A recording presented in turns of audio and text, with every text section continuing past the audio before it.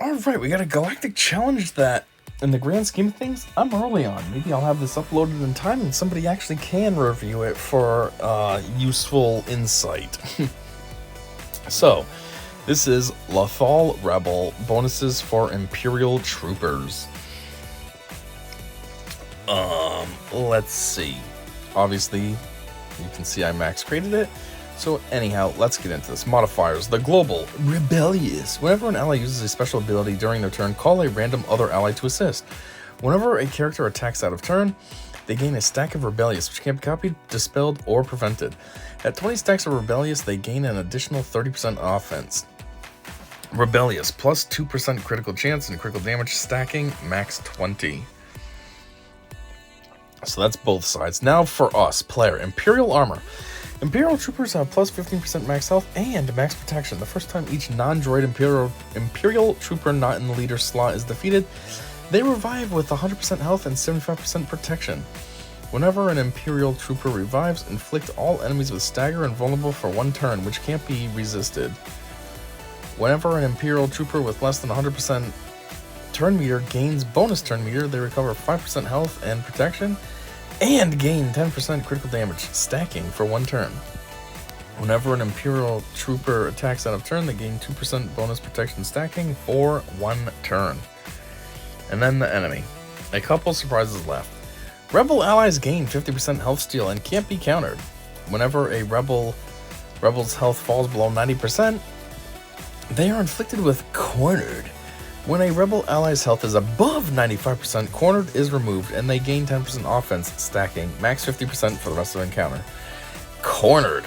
You get plus 30% defense, health steal, and speed, and you call a random rebel ally to assist when you use an ability on your turn, once per turn. So, these were the actual feats. You had full squad of Imperial troopers, complete the battle, shadowy dealings, which is complete the battle after gaining stealth 10 times, and fleet-footed, win after evading 10 attacks.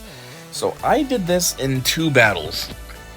It's kind of goofy. The first battle took care of the first 2 feats, and the second battle was the second 2 feats. So, for the Imperial troopers, I went with... where is this? I went with this for my squad. I kind of did like the generic standard lineup of Veers, Stark, Piet, and then I went with Dark Trooper, and I was thinking, who do I put in the last slot? And I put the tank. Figured it's good to have a tank. Why would you not want to have one on your squad? So put the tank in there. And if everything goes exactly the same as it did the first time, Mon Mothma never got to take a chance. We just destroyed them without them ever moving, which was kind of cool. Also, just as a heads up, when Piet went to go put his I don't know, that move that he puts like a target on somebody, I chose to put it on Dark Trooper just because I feel like Dark Trooper can handle it. So see, so far so good, same as what I had last time. Now we're going to take out Kyle Katarn because he's probably the next pain in the butt. Then I went over here to Pow, and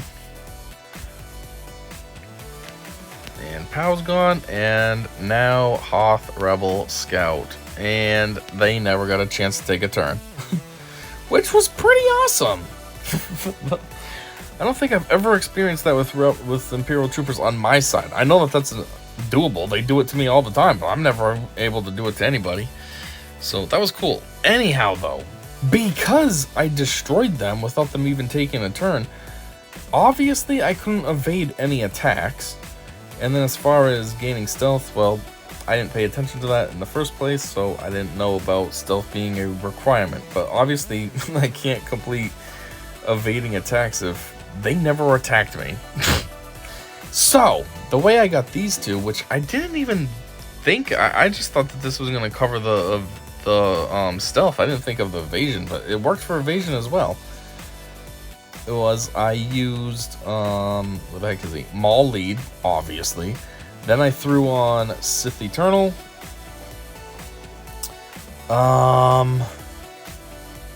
else did I have in this lineup? I think I had Vader. And then we had Nihilus and Malik. This lineup, now this worked for me to be able to get all that other stuff, but it's very, what's the word I'm looking for? You gotta use it in a very specific manner. So, what I did right out the gate last time was I just linked her with Kyle Katarn. I figured the two most pain in the butt members on this team, link them up. That way then if I go ultimate in time, I can just deep fry them. Now we just go and do this. It really does nothing to them. But whatever. I noticed doing the basic puts ability blocks. It probably always does. I've just never noticed that before. So of course I want ability block everybody. And then I just try to go after them because again, I got the other two linked. At the end of the day, the strategy is to hopefully be able to deep fry a couple of these characters with Sith Eternal and have Nihilus get hungry and eat one of them. Then you get 3 out, and then basically it's just Mon Mothma and whatever other random characters left. Unfortunately though, these taunts make this so that way then you get stuck behind Cara Dune, which that's not so ideal because she's linked. I don't want to kill her and then break that link. Good, take that taunt off. But anyways, yeah, that's something that I regularly was dealing with, which was kind of annoying. One thing I've noticed too, which I didn't pay attention to before because I didn't read the modifiers, but these characters do actually get kind of stronger over time, and I think it's because one of the modifiers say like when you go under X amount of health, you gain offense and all this, so I'm thinking that's what happens because they do start ramping up pretty big time. And yeah, it makes this a lot harder. And C takes forever to go ultimate, so that gets a little bit stressful. Oh, she's almost dead now.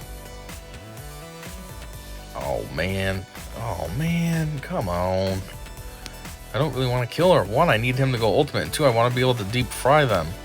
No! Good. Alright, do a little bit of this, that way then we get the cooldowns. Stop going after her. Go after someone else. No, stop, no. No, don't save it. There you go. Boom, took out 2 of them. Good. Good, Anakin.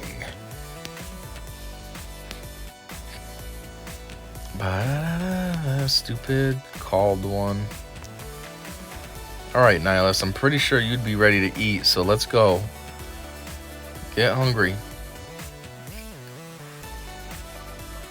Oh my word. Okay, we're not. Link you to you, I guess. You're really the only 2 options. I can't choose Mon Mothma, and I probably can choose the summon, but that's kind of dumb. There we go. Got you gone.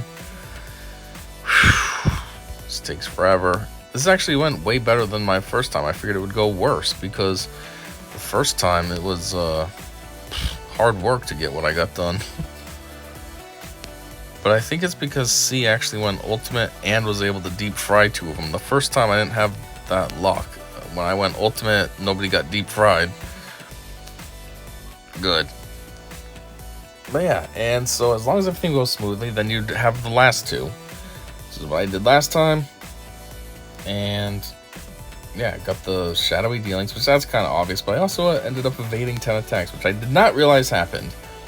But hey, I'll take it. 2 battles, nice and quick and easy, and yeah, basically just duplicated it right here and now. So however long this video is kind of how long it takes you to do this. So that is all I got. Thanks for checking this out, and it's kind of cool that I have this uploaded in time. So yeah, hopefully somebody sees this and it helps you. And until next time, I said see ya.